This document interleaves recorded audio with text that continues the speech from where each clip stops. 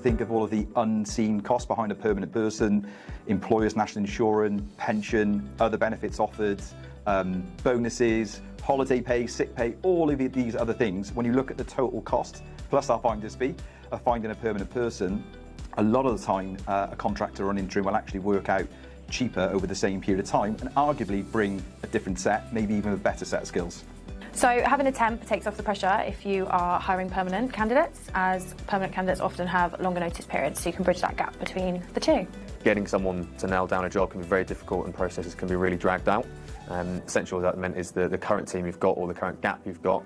is getting wider, so having an interim in to cover that can again really help with burnout, help with the rest of the team management, and also just help to make sure that when you bring in a permanent resource, they're coming in for the job that they're expected to be hired for and they've not got 6 months worth of backlog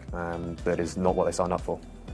When you're hiring a permanent employee, you want to make sure that you're committing to the right person, especially if they're leaving another role to join your business. You don't want to make that mistake for yourself or for them. So a great way of doing that is if you get an interim to come in for the period of time whilst you're doing that hire, they can hand over with your current employee who is exiting the business, and then they continue in that role, keeping it going so the backlogs don't happen, and then when the new person starts, they can hand over comprehensively.